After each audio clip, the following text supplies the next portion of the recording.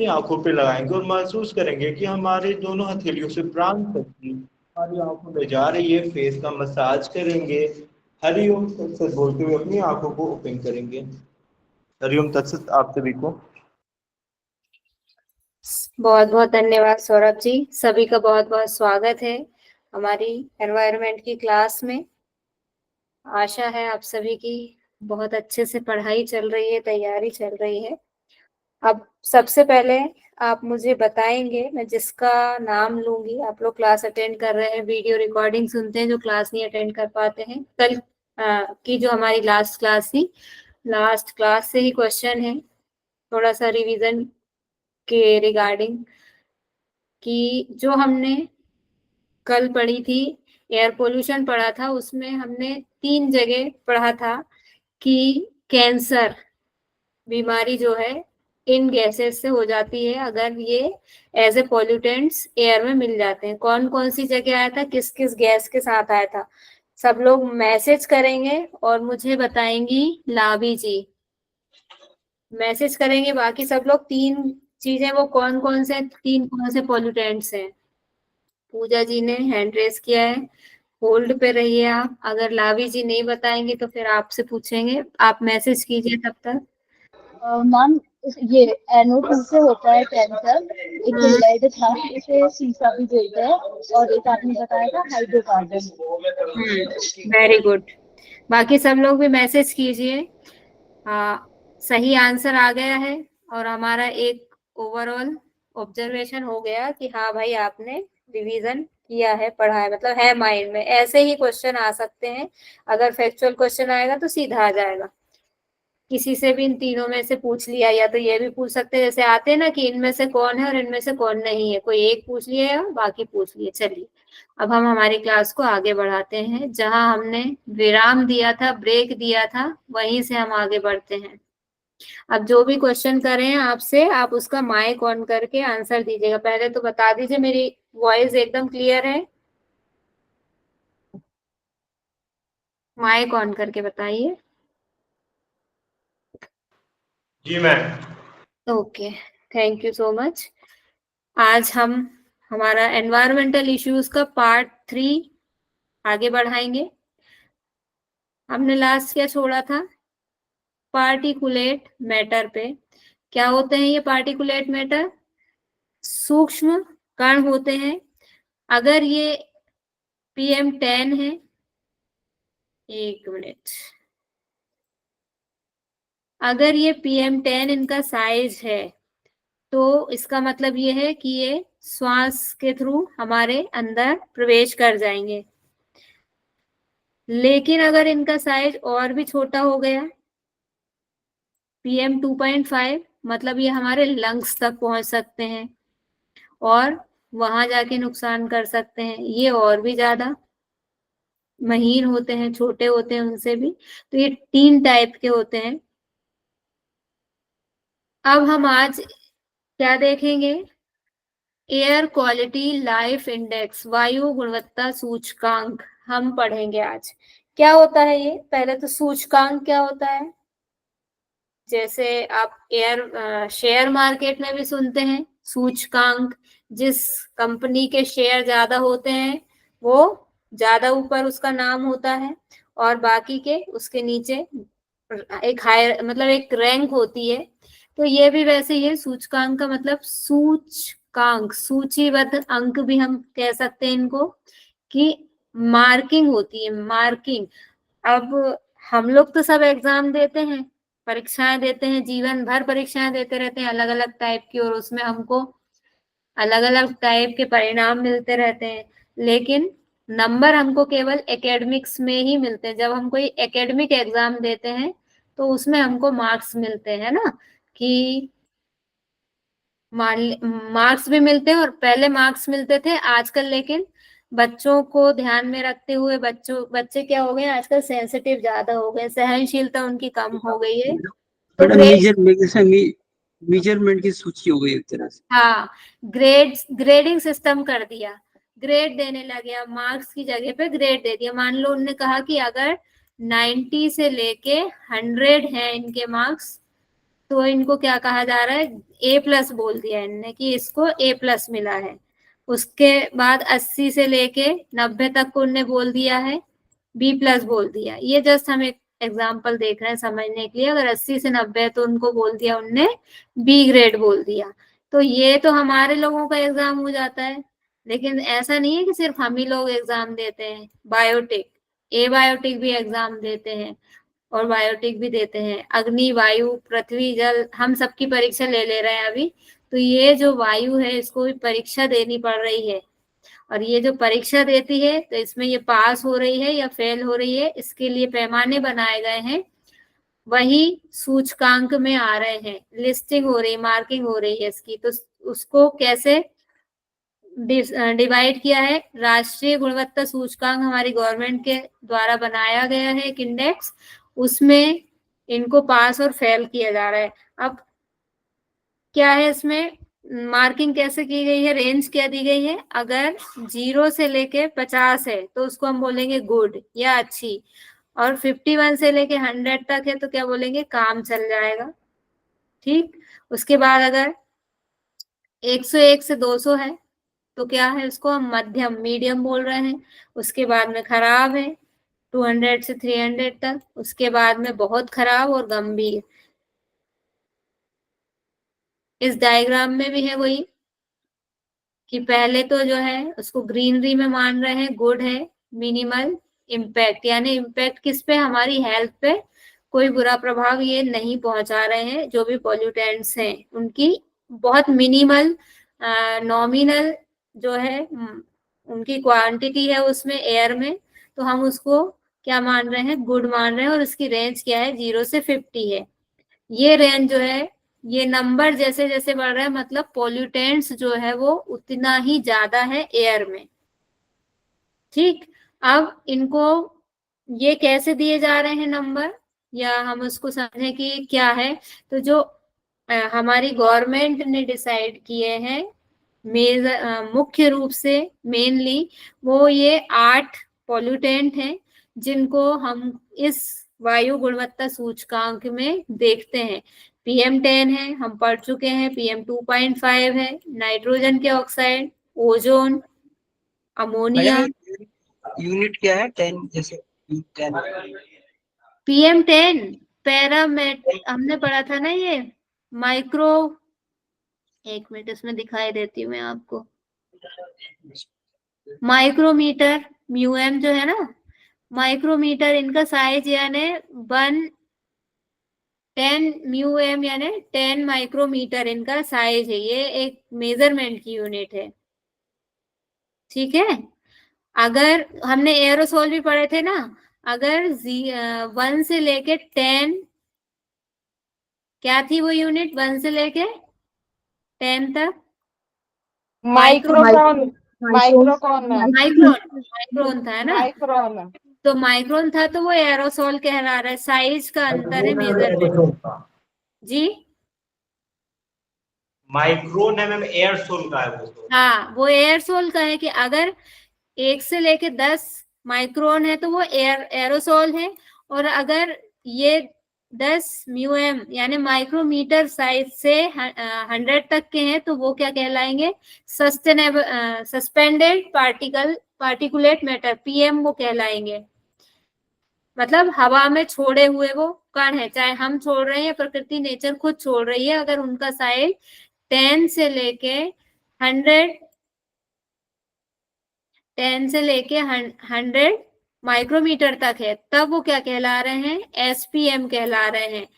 Suspended सिर्फ वायु में छोड़ने के लिए है, बाकी खास तो यही है कि PM यानी पार्टिकुलेट मैटर यानी कणकीय पदार्थ इनको बोलते हैं हम। क्लियर है, आपका क्वेश्चन जो था समझ में आ गया। आगे बढ़े, किसने क्वेश्चन किया था, यूनिट क्या है ये, अगर नहीं समझ में आया हो तो लास्ट में और बता देंगे इसको एक बार, ठीक है नहीं, ये जी। समझ आ गया, okay okay not a big issue. Okay okay. अब हमारा ये हो गया, ये हमने दे दिया, इनको नंबर दे दिए कि कौन क्या कहलाएगा। ये हमारे 8 हैं, सल्फर डाइऑक्साइड, कार्बन डाइऑक्साइड और लेड। अब इनको हम कैसे डिसाइड करेंगे कि किसको कितने नंबर मिल रहे हैं?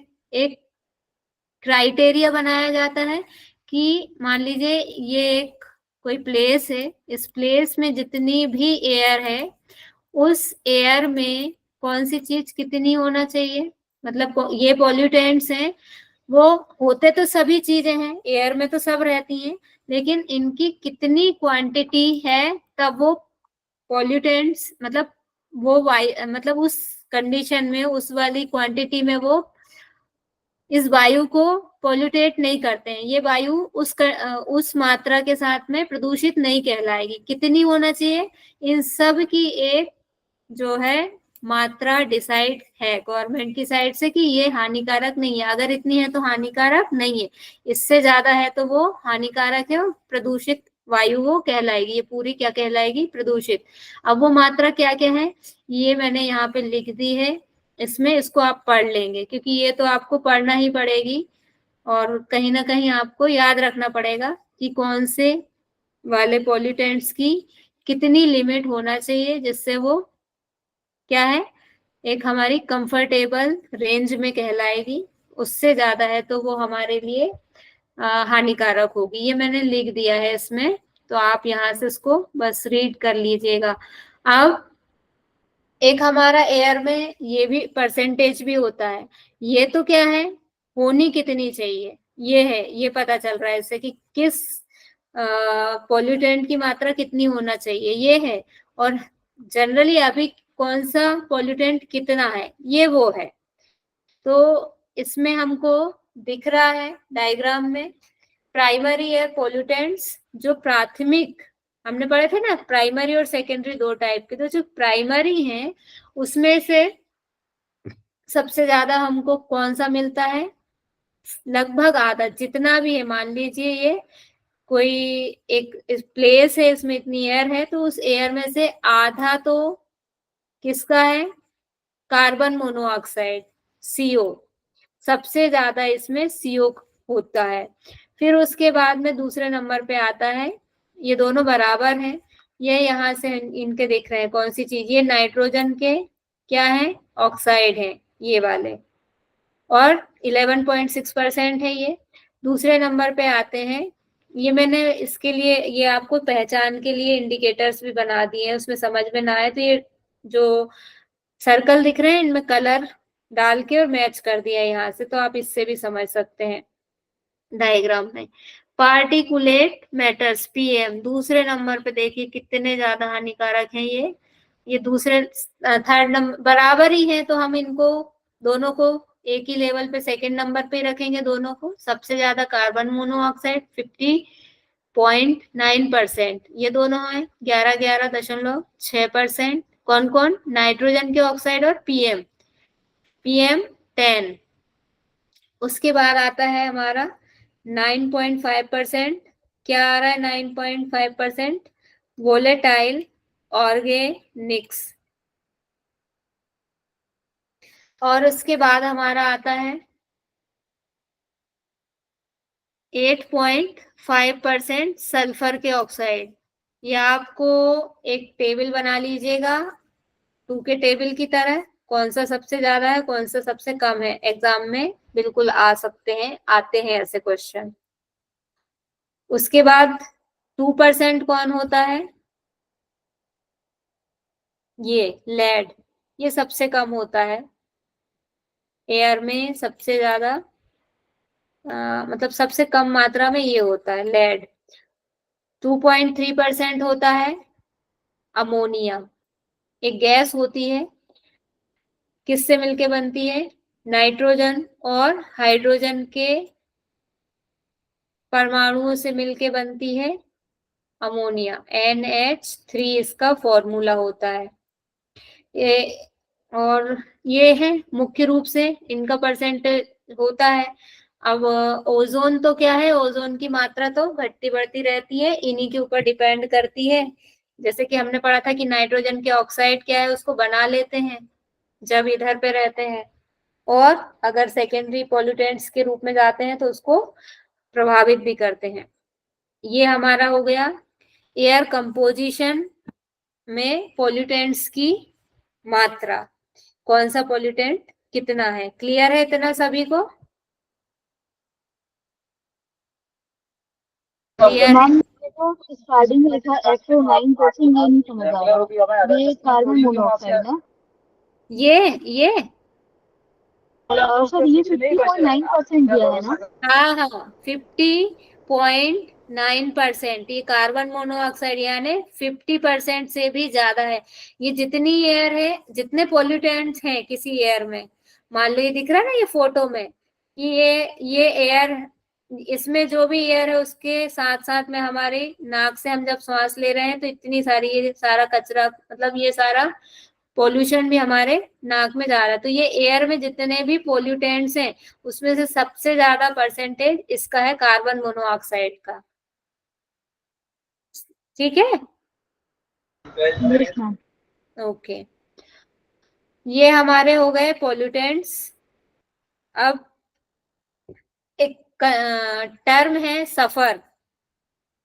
ये क्या है, जैसे हमने एक इको मार्क पढ़ा था, इको मार्क हमने पढ़ा था कि ऐसे प्रोडक्ट को बढ़ावा देने के लिए एक सर्टिफिकेट है जो इको फ्रेंडली हो या एनवायरमेंटल फ्रेंडली हो। ऐसे ही सफर क्या है, ये भारत में वायु गुणवत्ता की जांच करने वाली पहली मोबाइल ऐप सेवा है। ये क्या करती है, इसे Indian Institute of Tropical Meteorology Pune द्वारा तैयार किया गया। किसने बनाया है? पुणे की मीटियोलॉजिकल संस्था ने बनाया है। यह एप्लीकेशन उपयोग करने वाले रंग कोडित प्रणाली के माध्यम से वर्तमान डेटा और वायु गुणवत्ता को बताएगा। जैसे हमने वो डायग्राम देखा था ना, ये ऐसा ही कुछ मोबाइल ऐप सफर से निकल के आएगा कि अगर ज्यादा पोल्यूटेड है तो वो ऐसी दिखाई देगी, ये वाला कलर शो करेगा। तो वो ये काम कर रही है कि एयर की क्वालिटी बता रही है ये सफर मोबाइल ऐप। संशोधित राष्ट्रीय व्यापक वायु गुणवत्ता मापदंड नवंबर 2009 में सम्मिलित 12 प्रदूषक। अभी हमने जनरल देखे हैं 8, लेकिन ये क्या है और इसमें ऐड कर दिए गए। कौन कौन से जो ऐड कर दिए गए हैं उनको देख लेंगे बस। ये तो हमारे थे ही, सल्फर के, नाइट्रोजन के ऑक्साइड, PM10 2.5 भी था। ओजोन इसमें एक नया आया है, वहां हमको ओजोन नहीं दिख रहा था। अच्छा, कल हम एक पढ़ रहे थे ओजोन का इफेक्ट, पढ़ रहे थे कि आंखों में जलन और उसके, है ना, स्किन पे शुष्क कर देती है, यानी सूखी सूखी ड्राई स्किन हो जाती है हमारी। इसका मैंने खुद प्रैक्टिकल अनुभव अपने आप में किया है। अभी हमारी एक कॉन्फ्रेंस थी स्कोपस की, कुछ समय पहले, कुछ महीने हो गए हैं, 3-4 महीने पहले। तो उसमें एसी चल रहा था और उस एसी में जब हम बैठे तो वो एसी इतना तेज था। हमने पढ़ा है ना ओजोन, एसी में भी मतलब वो होती है, निकलती है क्लोरोफ्लोरोकार्बन या ओजोन, ये सब चीजें ऐसे ही होती हैं जो हमारे लग्जरी जितने भी प्रोडक्ट होते हैं उनसे। तो वहां बैठना, भयंकर जलन करने लगी थी, हमें उठ के बीच में से ही जाना पड़ा। क्यों? क्योंकि वो मतलब एसी तेज था ज्यादा। उनसे हमने कई बार कम भी कराया, हमने कहा भी कि सर आंखों में जलन पड़ रही है, तो मतलब जो भी उन्होंने दिया रिप्लाई, लेकिन हमको जाना पड़ा वहां से उठ के। तो अब उस समय हमें इतना नहीं आया समझ में कि क्यों ऐसा हो रहा है। अभी जब मैं पढ़ी, ये जब ओजोन अपनी क्लास में आया अभी, तो जस्ट अभी मेरे माइंड में आया कि अच्छा, ये कोरिलेट किया मैंने वहां से कि वो उस दिन मेरी आंखों में जलन इस वजह से हो रही। पढ़ते हैं हम, बहुत सारी चीजें पढ़े रखे रहते हैं, लेकिन सारी चीजें तो स्टोर नहीं कर सकते ना, एक लिमिट है एक बार में, तो चीजें इधर उधर हो जाती हैं। लेकिन अभी जब वो चीज पढ़ी हमने दोबारा, तो फिर वहां अपने आप माइंड गया। तो ये ओजोन ऐसे नुकसान करती है, आप कभी देखना फील करके। और क्या इसमें नया आया है कि ये बेंजीन आया है, C6H12 कार्बन और हाइड्रोजन के परमाणुओं से मिलके बन रहा है। आर्सेनिक और निकेल और बेंजो अपायरीन, ये सब नए क्या है, ये भी ऐड किए गए हैं एज ए पॉल्यूटेंट। ये सब रासायनिक पदार्थ हैं। निकेल तो एक धातु होती है बहुत मजबूत, इससे जो भी सामान बनाए जाते हैं। बाकी सब चीजें हमने पढ़ ही ली हैं पहले ही। ये हमारा हो गया एयर पोल्यूशन कंप्लीट। अब हम आते हैं जल प्रदूषण पर। जल प्रदूषण कैसे कैसे हो सकता है, एक जनरल आइडिया बताइए आप लोग, फिर हम उस पर आगे डिस्कशन करेंगे कि एग्जाम में कैसे मैम, आता है। इंडस्ट्रियल वेस्ट जो रहता है वो डायरेक्ट पानी में वो जाता है। और फिर हाँ। अगर हम वहाँ पे भी जैसे कुछ गांव में अभी भी होता है कि पानी को में वो नहाते हैं, वहाँ तालाबों के पास कपड़े धोते हैं, जिससे जो उससे भी पॉल्यूशन होता है। और फिर हम्म। जो गार्बेज वगैरह होता है, अगर वो हम नदी वगैरह के पास ऐसे डाल देते हैं तो उससे भी होता है। सबसे मैडम सबसे बड़ा पोल्यूशन होता है जो प्लास्टिक मटेरियल हम ड्रॉप करते हैं। तो अगर वो कोई भी रिवर हो, कैनाल हो, अगर उसका फ्लो है तो देन इट इज ओके। अगर उसमें डाल डाल करके उसका जो फ्लो है वाटर का इतना जम जाता है, फिर वो वहां पर वो क्या करते हैं कि वो केमिकल रिएक्शन होने से सड़ने लगता है। फिर उसमें कई प्रकार के फिर जो पोल्यूटेंट ये मतलब पार्टिकल्स हैं, जैसे आपने अभी PM10 बनाया, PM22.5 बताया, तो ये चीजें फिर वहां से केमिकल रिएक्शन से मतलब प्रोड्यूस होने लगती हैं। तो वो बहुत हानिकारक होती हैं, पर्टिकुलर प्लास्टिक मटेरियल। और मैडम जैसे बताया ठीक है, गार्बेज बताया, फिर उसको जो केमिकल हम प्योर करते हैं फैक्ट्री वगैरह का। और even though if you know that बहुत सारे जो रिएक्टर से हम बिजली पैदा करते हैं 2.3, तो अगर वो मिक्स होता है तो that is very harmful for human body. वो तो खैर बहुत फिल्ट्रेशन करते हैं, बहुत डेप्थ में जाकर के उसको संरक्षण करते हैं। वो ऐसा नहीं होता क्योंकि उसमें गवर्नमेंट की बहुत देख रेख होती है। तो ये जितने भी पावर प्लांट्स रिलेटेड होते हैं और केमिकल फैक्ट्री होते हैं, उनमें अगर कहीं मतलब किसी रिवर में या किसी कहीं भी पानी में प्रवाहित करते हैं तो that is very dangerous matter. बहुत बढ़िया। लेकिन मेरा प्रश्न ये है कि क्या सिर्फ उद्योगों से, फैक्ट्रीज से ही प्रदूषण होता है, कारखानों से या पावर प्लांट्स से? क्या हम लोग प्रदूषण नहीं फैलाते हैं? वाटर पोल्यूशन हमारा कोई योगदान नहीं है क्या? हम अपने आप को क्यों नहीं, हम हमेशा जैसी पोल्यूशन की बात होती है सबसे पहला हमारे मुंह से निकलता है कारखाने का धुआं, कारखाने का पानी, सबसे पहले हमारी जुबान पे। क्योंकि बचपन में हमको एक ऐसे लिखने को आता था स्कूल में, पॉल्यूशन पे ऐसे लिखे, तो हमने वहीं से शुरुआत की है और वहीं से हमारे दिमाग पे चढ़ गई है, हमारी जुबान पे चढ़ गई है। लेकिन बहुत बड़ी गलतफहमी है ये। हम देखा जाए तो कारखाने तो जो करते ही हैं, और कारखाने कर रहे हैं तो कारखाने भी तो हमारे ही लिए कर रहे हैं ना, हमें वो सुविधाएं दे रहे हैं इसलिए कारखाने कर रहे हैं। लेकिन हमारा भी कम योगदान नहीं होता है। हम कई बार हमारे घर, जिनके घर नेचुरल रिसोर्सेस के पास होते हैं, बहुत अच्छा एग्जाम्पल है जैसे यमुना नदी हमारी नजरों में बार बार आ जाती है, क्योंकि यमुना जी की हालत वाकई में बहुत ज्यादा दयनीय है। इन रिवर्स के आसपास जो भी घर बने होते हैं, जो भी रहने वाली आवासीय बस्तियां होती हैं, वो डायरेक्ट अपने घरों से निकाल निकाल के, एक तो सीवेज का तो जा ही रहा है उनका, बाकी जो वेस्ट मटेरियल हमने देखा है ना, हम अभी सिलेबस जब डिस्कस कर रहे थे उसमें हम अभी आगे पढ़ेंगे वेस्ट मटेरियल, तो हम वो वेस्ट डायरेक्ट डाल रहे हैं इन वाटर बॉडीज में। तो हमारा भी बहुत बड़ा योगदान होता है। हम कई, अब ये बहुत चलने लगा है कि घर घर में गाड़ी वाला आया, जरा कचरा निकाल, होने लगा है। नहीं तो हमने उठाया कूड़ा, हमें जहां समझ में आया वहां हमने फेंक दिया। इवन मैं अभी जहां रह रही हूँ, जिस जगह पर, वहां महीने भर पहले मुश्किल से वो जो कचरे की एक कंटेनर होता है ना जिसमें सब लोग डाल देते हैं कचरा, वो रखा है। उसके पहले एकदम जमीन पे, मैं आपको अभी भी कंडीशन वही है कि वो कंटेनर रखाने के बाद में भी सारा कचरा लोग जमीन पे फेंक के, और वहां पे मैं सीधे आपको फोटो खींच के दिखाऊंगी। मैंने ले रखे हैं फोटो। मैं जाती हूँ तो दिल्ली से होके जब गुजरती हूँ मैं, तो मैं दिल्ली के स्टेशन से जो जो चीजें पड़ती हैं रास्ते में, वहां की हालत है, वो सब फोटो में ले लेती हूँ, दिखाऊंगी आपको। वो सीधे मतलब पटक दिया है हमने, और वहां गाय खा रही हैं सारी पन्नियां, और पानी में भी, पानी पीने भी जाते हैं तो वो पानी में मिली हुई है चीजें।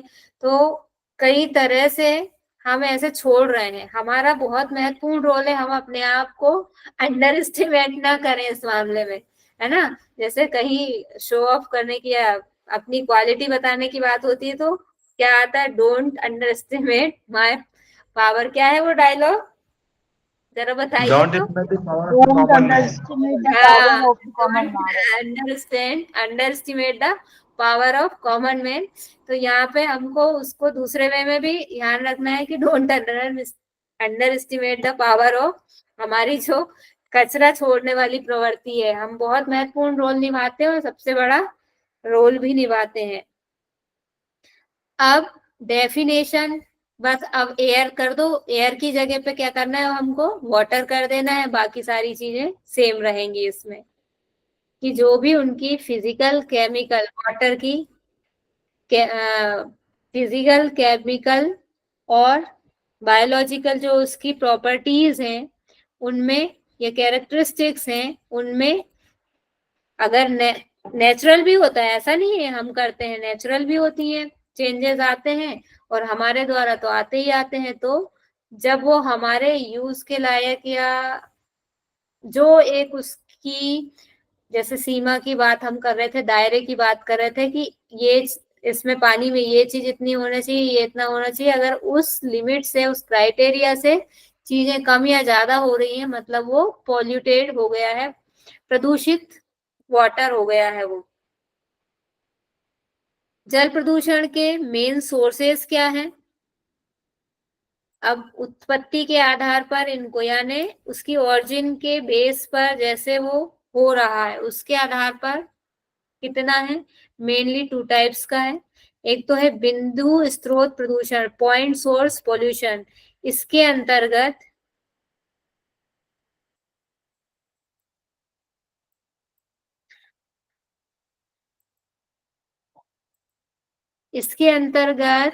ऐसा प्रदूषण आता है जिसमें प्रदूषक जल के निश्चित स्रोत से आते हैं, प्रदूषक जल के निश्चित सोर्स से आते हैं, जैसे नगर पालिका क्षेत्र का सीवेज स्थल एवं फैक्ट्रिया। कुल मिला के ऐसा है कि सोर्स फिक्स है, पता है कि यहीं से आएगा, हमारे घरों से निकलेगा, जाएगा और इस फिक्स जगह पे मिल जाएगा। तब उसको क्या बोल रहे हैं हम, बिंदु स्रोत। जैसे हम त्राटक करते हैं, त्राटक हम कर रहे हैं, एक ही पॉइंट पे फोकस कर रहे हैं ना, पता है फिक्स है, वहीं से आ रहा है, मतलब हमारी दृष्टि स्थिर, वहीं वहीं हमको टकटकी लगा के देखना है। बस कुछ उसी के जैसा कि एक मेन, मतलब एक जगह हमको पता है। अब अबिंदु स्रोत प्रदूषण, नॉन सोर्स नॉन पॉइंट आएगा, नॉन पॉइंट सोर्स।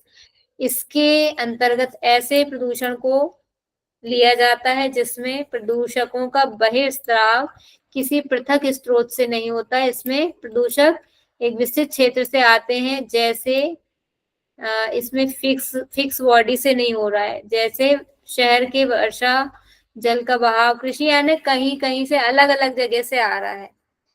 इसमें सिर्फ एक कॉलोनी है, वहां से आ रहा है, और इसमें कहीं से बारिश का पानी बाढ़ में बह के आ गया है, धोबी घाट का भी आ गया है, एग्रीकल्चर का भी आ गया, कहीं से भी आ सकता है।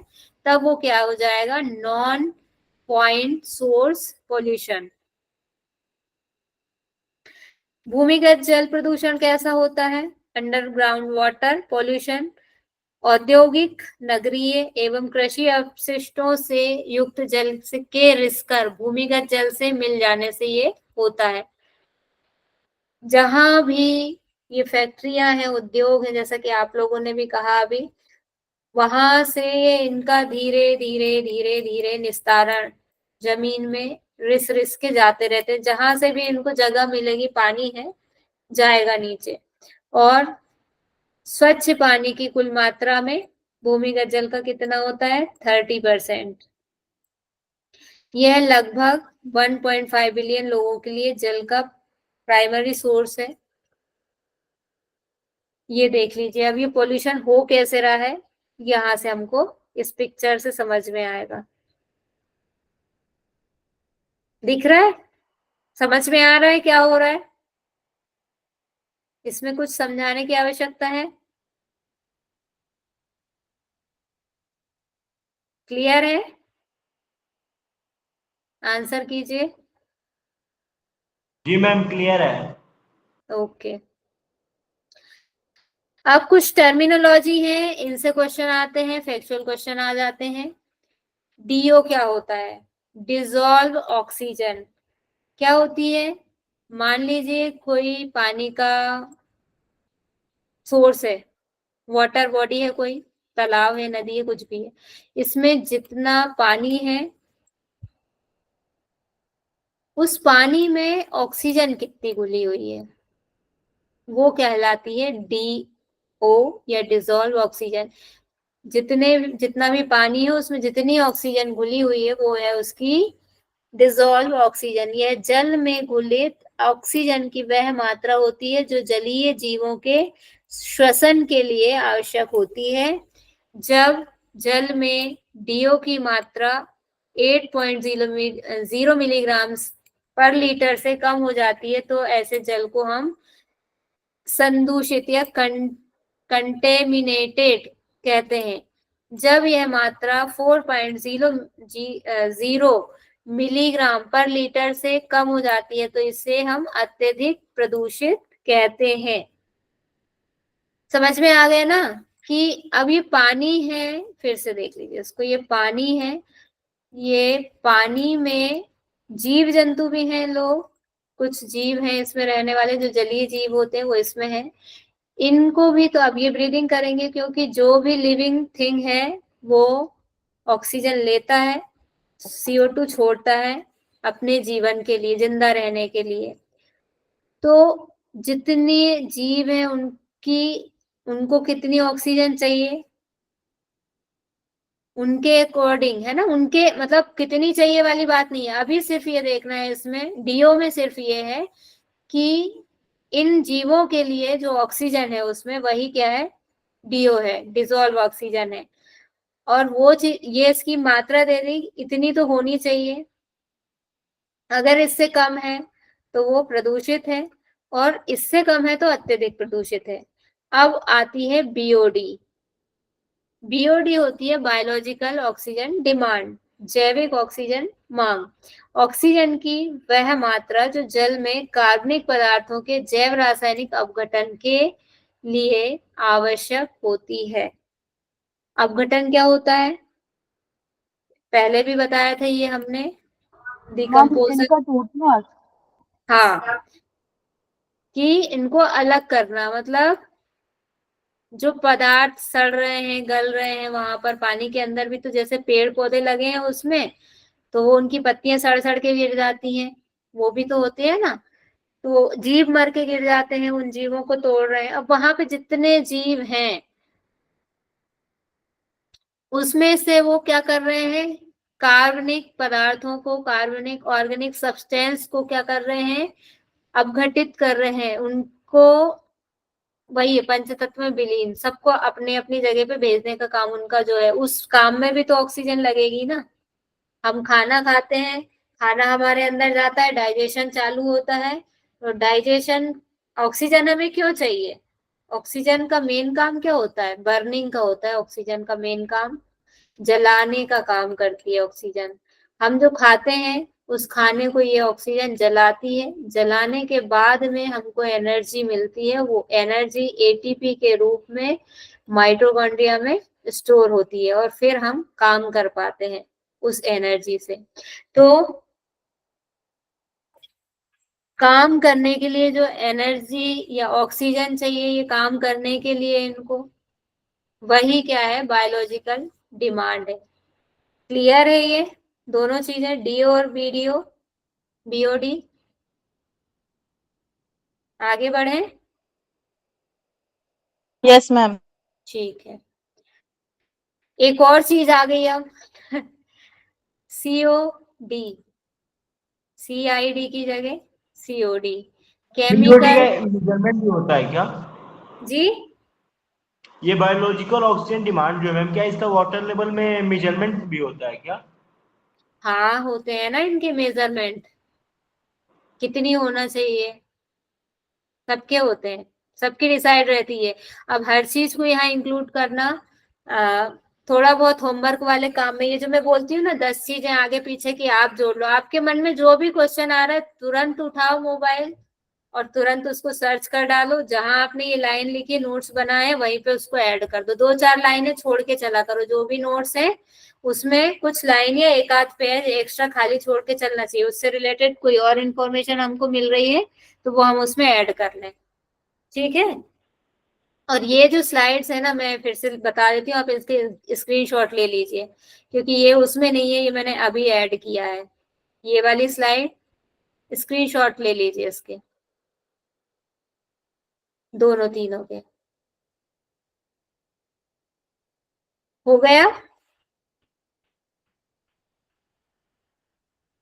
क्लियर हो गया, आगे बढ़े। जी मैम, जी मैम। ठीक,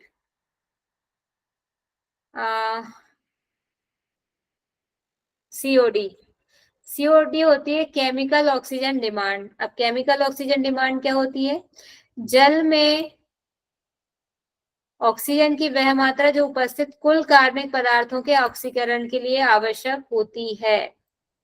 यह जल प्रदूषण के मापने के लिए उपयोगी विकल्प है। आप इसमें ज्यादा मत उलझिए टेक्निकल, बस इतना याद रखिए, क्वेश्चन सीधा यहीं से ऐसे ही आएगा कि जल प्रदूषण को मापने के लिए किसका यूज किया जाता है, इसका यूज किया जाता है, ठीक।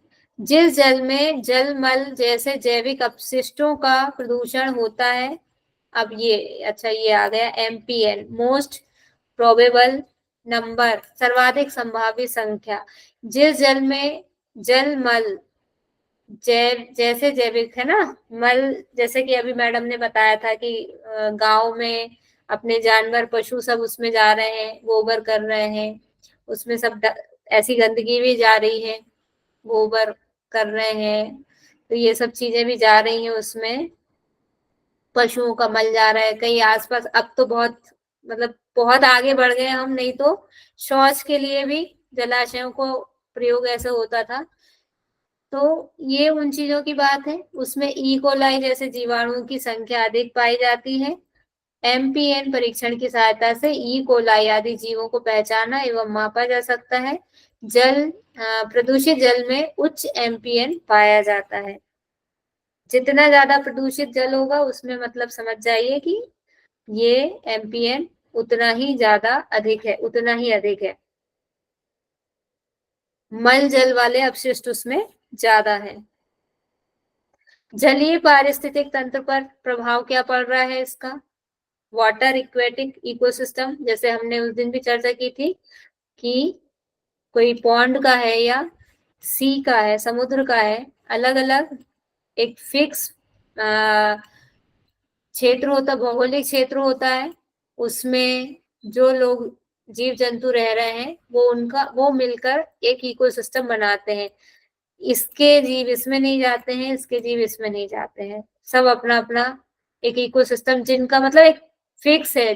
जैसे अपन हम लोग हमारे कहते हैं ना कि हम इंडिया के मूल निवासी हैं, MP के मूल निवासी हैं, UP के मूल निवासी हैं, तो ऐसे ही इनका मूल निवास होता है, इनका जीवन मरण जहाँ होता है वो इनका इकोसिस्टम कहलाता है, जो है वो सब मिलके इकोसिस्टम बनाते हैं। अब प्रदूषित पदार्थों के आधिक्य के कारण जल में घुलनशील ऑक्सीजन की मात्रा क्या होती है, बढ़ जाती है। किसके कारण, प्रदूषित पदार्थों के ज्यादा मात्रा के कारण। जैव नाशक पॉलीक्लोरिनेटेड फिनाइल्स और भारी धातुएं जैसे पारा, सीसा, कैडमियम, तांबा, चांदी आदि जीवों की विभिन्न प्रजातियों को सीधे नष्ट कर देते हैं और उच्च तापमान पर ऑक्सीजन का विलय कम हो जाता है। देखो कई तरह से करते हैं, एक तो ये भी हो जाता है कि हम समुद्र के सहारे भी हमारा बहुत ट्रांसपोर्टेशन होता है, तो कई बार मान लीजिए ऑयल का ट्रांसपोर्ट हो रहा है, ऑयल एक जगह से दूसरी जगह जा रहा है, विदेश से हमारे यहाँ आ रहा है, हमारे यहाँ से विदेश में कहीं जा रहा है, अगर उसमें लीकेज है तो वो ऑयल क्या करेगा, पानी की सतह पर जम जाएगा। तो सतह पर जब जम जाएगा तो एक लेयर बना देगा, और इस पानी के अंदर जो जीव रह रहे हैं उनको ब्रीदिंग करने में प्रॉब्लम होगी, और भी कई तरह की प्रॉब्लम होगी। या कई जैसे परीक्षण होते रहते हैं, परमाणु परीक्षण होते रहते हैं, या जैसे चाइना बहुत एक्सपेरिमेंट करता रहता है, नए नए तरह के वो एबनॉर्मल और नेट जो मतलब नेचुरल नहीं होती हैं, वैसी वैसी वो आर्टिफिशियल नई नई टेक्नोलॉजी का यूज करके और ऐसे सब काम करता रहता है। या ये युद्ध चल रहा है अभी, अलग अलग कंट्रीज में आक्रमण होते रहते हैं, इसने उस पे बम गिरा दिया, इसने उसका हमला कर दिया, परमाणु बम फोड़ दिया। तो ये सब चीजें, ये सारे जहरीले पदार्थ भी पानी में जाके और उस पानी को क्या करते हैं, प्रदूषित कर देते हैं। तो उस पर्टिकुलर एक इकोसिस्टम में जो जीव रह रहे हैं वो सब इससे क्या होते हैं, क्षतिग्रस्त हो जाते हैं, उनको नुकसान होता है। उनका जो कोई तो सहन कर ही नहीं पाते हैं सहन, तो वो तो अपनी पूरी उनकी स्पीसीज ही खत्म हो जाती हैं कई बार। इस तरह से ये नुकसान पहुंचाते हैं इकोसिस्टम को। ये सारी जहरीली धातुएं होती हैं कई इनमें से। अब हमारे लिए तांबा और चांदी तो अच्छे हैं मानते हैं हम, लेकिन कई जीवों के लिए नहीं होते हैं वो अच्छे, तो उनको वो नष्ट कर देते हैं। और ये आपको लग रहा होगा कि घुलनशील ऑक्सीजन की मात्रा बढ़ जाती है, तो ये कैसे नुकसान कर रही है? नुकसान ऐसे कर रही है, अति तो किसी भी चीज की अच्छी नहीं होती है ना। हम सब जानते हैं कि अगर रोज आपको डेयरी मिल्क ही मिले खाने को तो कब तक खा सकेंगे आप? नहीं खा सकते ना, एक लिमिट है, उतना ही खा पाएंगे। मैडम उसमें जो आप बताया ना ऑक्सीजन की मात्रा जो बढ़ जाती है ना, हाँ। तो डिफरेंट जैसे मटेरियल आपने बताया, कैडमियम है, तांबा है, निकिल है, लेड है, तो अगर इसको हम ज्यादा मात्रा में पानी मिलाते हैं तो इसका जो कंडक्टिविटी है वाटर की, ये ज्यादा बढ़ जाती है। जो कंडक्टिविटी ज्यादा बढ़ जाएगी तो ऑक्सीजन का मात्रा बढ़ जाएगा। तो जैसे हम बहुत प्योर वाटर लेने, बहुत प्योर मतलब जिस STU का इसका तो नॉर्मल एक प्रिंसिपल है, तो उसमें अगर हम ऑक्सीजन का मात्रा ज्यादा बढ़ा दें, O2 की जगह पर हम O6 कर दें, जैसे ओजोन आपने बताया, तो इतना ज्यादा कंडक्टिव हो जाएगा कि वो तो पानी तो छोड़िए, हम कंडक्टर जैसे बन जाएंगे। तो फिर वो फिर मतलब हर तरह से हानिकारक होगा। तो उसका वही है, जब हम मटेरियल ज्यादा किसी में मिलाते हैं तो उसका कंडक्टिव मतलब जो एक उसका गुण होता है वाटर का ना, जो pH वैल्यू होती है, फिर वहां पर वो फिर एक एसिडिक नेचर में चेंज हो जाता है।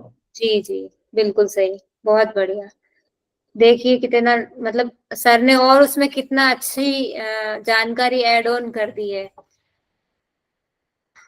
तो ये हमारा हो गया। अब मानव स्वास्थ्य पर क्या इफेक्ट पड़ता है ये भी हम देख लेते हैं जल प्रदूषण से।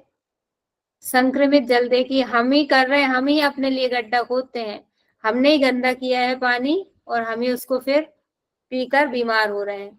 संक्रमित जल पीने से क्या होता है? पीलिया, हैजा, टाइफाइड, अतिसार, हेपेटाइटिस, किडनी फेल्यूर जैसे रोग होते हैं। पारा युक्त जल से प्रभावित मछलियों के सेवन से क्या होता है? मिनीमाटा नामक रोग हो जाता है। ये जापान में हुआ था 1956 में, बहुत बड़े लेवल पर हुआ था, बहुत सारे लोगों की इसमें जान गई थी। कैडमियम प्रदूषण, इटाई नामक रोग इससे हो जाता है। इसमें क्या होता है? हड्डियों एवं जोड़ों में तीव्र दर्द होता है। और लीवर और फेफड़े का कैंसर भी इससे होता है कैडमियम से।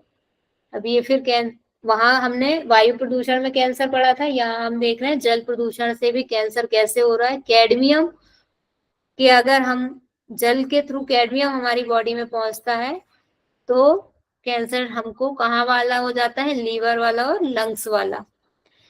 सीसा लेड युक्त जल से एनीमिया, एनीमिया मतलब ब्लड की कमी हो जाती है, ब्लड सेल्स की कमी हो जाती है। सिर दर्द, मांसपेशियों की कमजोरी एवं मसूड़ों में नीलापन आदि प्रभाव दिखाई देते हैं। एस्बेस्टस से क्या होता है?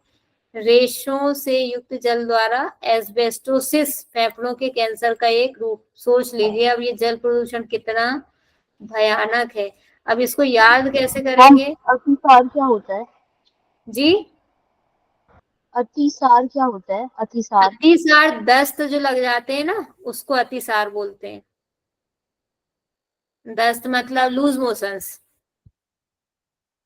ठीक है।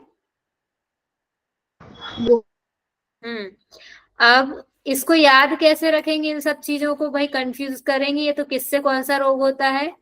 सीधे क्वेश्चन है ये, इनको फिर टेबल बनाइए, टेबल में लिखिए इससे ये रोग होता है, इससे ये रोग होता है। ये कल का होमवर्क है आपका, ये आपको याद होने चाहिए सारी चीजें कल, और टेबल भी बनी होनी चाहिए। मैं चेक करूंगी कॉपी कल पहले, उसके बाद क्लास हमारी आगे बढ़ेगी, नहीं तो नहीं बढ़ेगी। कल फिर छुट्टी हो जाएगी।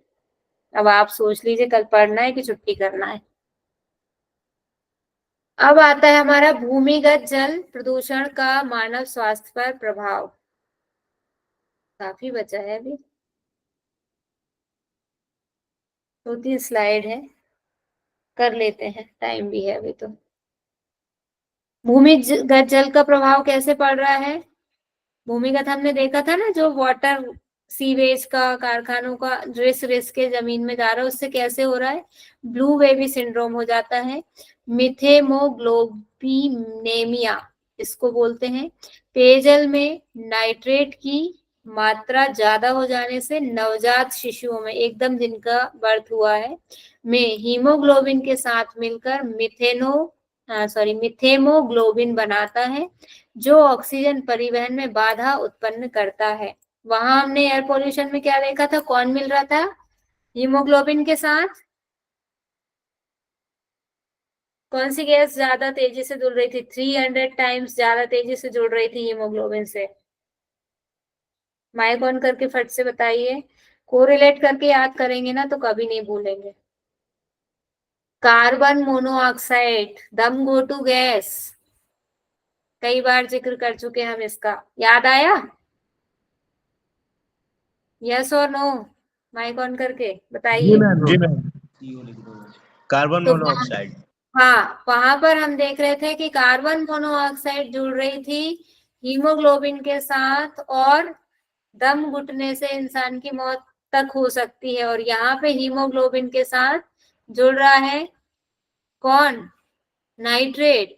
और क्या बना रहा है? मिथेमोग्लोबिन बना रहा है। और ऑक्सीजन का जो ट्रांसपोर्ट होता है पूरी बॉडी में, ब्लड फिल्टर के लिए गैस एक्सचेंज होती है ना हीमोग्लोबिन के थ्रू, तो उसमें वो ऑक्सीजन का क्या हो रहा है? रुकावट आ रही है उसमें, उसका जो पाथ है, उसका जो वे है, वो बाधित हो रहा है।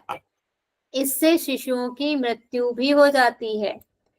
अब हम देखेंगे फ्लोराइड की अधिकता से क्या होता है? फ्लोरोसिस रोग हो जाता है, जिससे दांत एवं हड्डियां कमजोर हो जाती। कई बार हम बहुत ठंडा नहीं खा पाते, बहुत गर्म नहीं खा पाते, क्योंकि हमारे दांत कमजोर हो जाते हैं, ठंडा गर्म सहन नहीं कर पाते फ्लोराइड की अधिकता के कारण।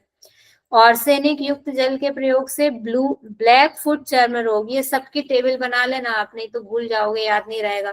टेबल बना के सारी चीजें एक साथ साथ में रहेंगी सामने तो याद हो जाएंगी। ब्लैक फुट चर्म रोग हो जाता है, इसके साथ साथ डायरिया भी हो जाता है।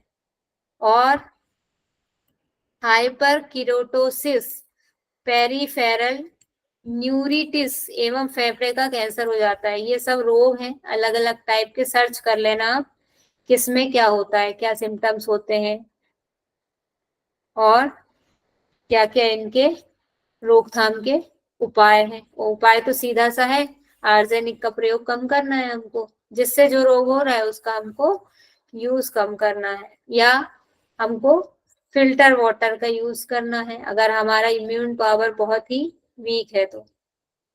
जल प्रदूषण नियंत्रण हेतु जो गवर्नमेंट ने कुछ उपाय किए हैं वो क्या क्या है? जल निकायों का संरक्षण, एक तो conservation of water bodies, Ganga action plan, 1985 में आया। राष्ट्रीय नदी संरक्षण योजना कब आया? 1995 में। जल प्रदूषण एवं रोकथाम अधिनियम 1974। नमामि गंगे कार्यक्रम लेटेस्ट है 2014। और जल जीवन मिशन ये आया हमारा 2019 में। अब गंगा के दो हैं, एक पहला गंगा एक्शन प्लान, तो इसमें कंफ्यूज नहीं होना है, प्लान पहले बनाया और फिर प्रोग्राम बाद में, है ना। ऐसे याद रख लेना, किसी भी काम को करने के लिए उसका हम पहले प्लानिंग करते हैं, प्लान बनाते हैं, उसके बाद हम उसको एग्जीक्यूट करते हैं। तो पहले हमने प्लान बनाया 1985 में और उसको एज ए प्रोग्राम फिर हम लेके आए 2014 में, 2014 में। ये हमारा आज का हो गया।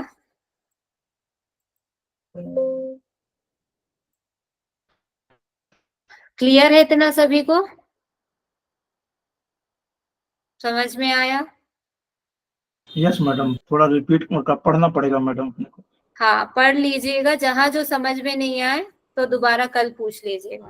तो मैम जैसे आपने हाँ। बताया नाइट्रेट प्लस हीमोग्लोबिन मिलके मीथोमोग्लोबिन बनता है, और नाइट्रेट प्लस कार्बन मोनोऑक्साइड का क्या बताया था? नाइट्रेट के साथ नहीं, कार्बन मोनोऑक्साइड हीमोग्लोबिन से जुड़ के और दम घोटने वाली कंडीशन पैदा कर देता है। यानी कार्बन मोनोऑक्साइड की जो हीमोग्लोबिन के साथ जुड़ने की कैपेसिटी क्या होती है? ऑक्सीजन के अकॉर्डिंग 300 टाइम्स ज्यादा होती है। मतलब मान लो ऑक्सीजन 1 मिनट में जुड़ पा रहा है हीमोग्लोबिन के साथ, एक एग्जांपल दे रही हूँ, अब ऐसा नहीं करना कि हाँ 1 ही मिनट में, तो उससे 300 टाइम्स ज्यादा जल्दी से एक, हाँ मतलब 1 मिनट में जुड़ रहा है तो 1 मिनट के 300 टाइम्स इधर और पहले वो जुड़ जाएगा हीमोग्लोबिन से। कौन? Carbon monoxide. ऑक्सीजन ज्यादा देर में जुड़ेगा, कार्बन मोनोऑक्साइड जल्दी जुड़ जाता है, तो ऑक्सीजन पीछे रह जाता है, ऑक्सीजन नहीं मिल रहा है तो दम घुटने लगता है। ये है वो। एयर पोल्यूशन में कार्बन मोनोऑक्साइड याद रखना हीमोग्लोबिन के साथ, और वाटर पोल्यूशन में नाइट्रेट याद रखना है हीमोग्लोबिन के साथ। बस इतना है अंतर। मैम ये वाटर में ना डिजॉल्व होता है कार्बन मोनोऑक्साइड हीमोग्लोबिन के साथ? हाँ, नहीं, कार्बन मोनोऑक्साइड एयर में, वाटर में अच्छा, ब्लड नाइट्रेट। में? जी, क्लियर है? जी मैम, जी मैम। ओके, चलिए अब क्वेश्चन कर लूं एक दो, उसके बाद हम विराम देंगे क्लास को। टाइम तो हो गया मैम है आप। हाँ एक एक क्वेश्चन है, जैसे आपने एसी वाला बताया था जिससे आंखों में हाँ जलन होती है, तो फिर जो हाँ रेगुलर एसी का यूज करते हैं तो फिर हाँ। ऐसे क्या फिर उनकी आंखों का पानी ही छूट जाता है धीरे धीरे? डिपेंड कर रहा है कि एसी हम कितना चला रहे हैं, मतलब एक तो हम बैठ कितनी देर रहे हैं एसी में, और दूसरा इस पे भी डिपेंड करता है कि उसकी हमने जो है ना, हम कितने कितने पॉइंट पे चला रहे हैं उस पे भी डिपेंड करता है। बहुत ज्यादा हम यूज नहीं कर रहे हैं, लिमिटेड यूज है, तो हमारा उतना नुकसान नहीं होता। कोई भी चीज है, हमने जैसे अभी भी एग्जांपल में देखा था कि जो 8 या 12 बाद में और सुधर के उसमें 12 हो गए हैं, वो भी पोल्यूटेंट्स अगर लिमिटेड है, उनकी नॉमिनल मात्रा है तो वो नुकसान नहीं करेंगी, उससे ज्यादा है तो नुकसान करेंगी। आप भले ही दिन रात मतलब डेली आप यूज कर रहे हैं एसी का, लेकिन आपने उसकी बैलेंस करके रखी है तो फिर नुकसान नहीं करेगा, उससे ज्यादा है तो नुकसान करेगा। तो मैम जैसे जो आईटी कंपनीज रहती है या जो ऑफिस वगैरह रहते हैं, तो यहाँ तो 24/7 जैसे एसी का यूज रहता है, तो तो उन तो लोगों में दिखाई देने लगते हैं, उन लोगों में वो परेशान, कहीं ना कहीं वो डॉक्टर के पास जाते हैं और शिकायतें रहती हैं, घर जाके परेशान होते हैं वो। ऐसा नहीं है, इसीलिए तो फिर हम अलग अलग योग पे रिसर्च भी इसीलिए हो रही है, अलग अलग हम जाके उनमें कर रहे हैं ना, कि ऐसे ऑफिस में फैक्ट्रियों में भी जाके हम योग कराते हैं। आप रिसर्च पेपर उठा के देखेंगे, आपको मिलेंगे कि रिसर्च वर्कर्स पे हमने ये इफेक्ट देखा, योग का त्राटक का इफेक्ट देखा, कराते हैं क्योंकि परेशानी तो होती है। जो जैसे कोल इंडिया लिमिटेड में ज्यादा होता है मैडम, जो हाँ। माइंस होते हैं जहाँ कोल होती है ना, उनको हाँ। बहुत ज्यादा इफेक्टेड होते हैं, तो सही वहाँ बात। पर प्राणायाम का ब्रीथिंग एक्सरसाइज ज्यादा होते हैं मैडम। जी जी, एकदम सही कह रहे हैं आप। और किसी का कोई डाउट है?